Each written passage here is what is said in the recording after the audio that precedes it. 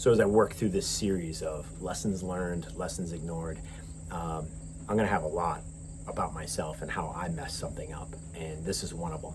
This was probably my first and my biggest mess up, where if I had to do it over again, I would definitely change a lot of things.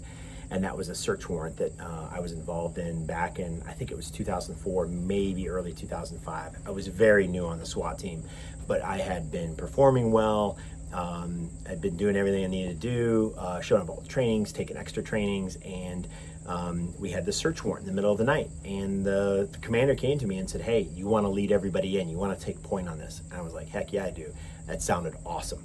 So, extremely dangerous search warrant. It was a meth house. I think the guy had been dealing out of there, if I remember correctly. But the big thing that we were worried about was that he had cameras all over the place, and he had firearms prepped and ready to go. AKs, SKSs, rifles, shotguns, staged all over the house. So that was a concern, and instead of doing a typical surround and call out or anything, we decided to hit it early morning, like 3, 4 in the morning, when they were, deep into REM sleep. And we weren't going to roll up the driveway. We were going to sneak in through the back. It was kind of in a rural area. We inserted another road over or whatever. We walked probably 400 or 500 yards in, real sneaky, and came in through the backyard. And the backyard is overgrown. There's vegetation and trash piled up and stuff. And I'm leading the team into the back, and we're going to enter off of a side door of the house, the main door that would go into the kitchen. And we're probably 20 yards away, and I'm hyper focused on the house. I'm looking, trying to find these cameras, all this other stuff, and I've got what's called tunnel vision. All right.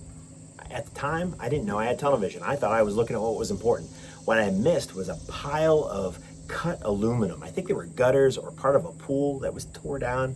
I forget what it was to this day, but it was loud. And I should have seen it, and I didn't. And I tripped on this. I made a god-awful racket. And so we call compromise right away, because we have to assume that they heard that or they're hearing it and they're gonna wake up, because it was so loud, so loud. So we rush up to the side of the house, we make entry. The guy's sleeping on the couch, and zero issue. We take him, a wife, there was a kid in the house, we secured them, everything was good, and we secured it for the agency we were secured it for. They came in and did the rest for the search warrant. That was our job. But boy, did I learn something that day. I learned a lot about how stress can take over with tunnel vision. I don't know if I had auditory exclusion. I don't think so, because I definitely heard that, and I remember calling compromise, and I heard other people call compromise. But it is what it is.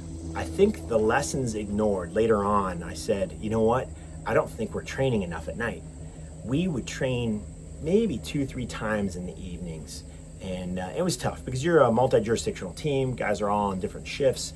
And I remember, being a new guy, it was hard to speak up too much and be too vocal.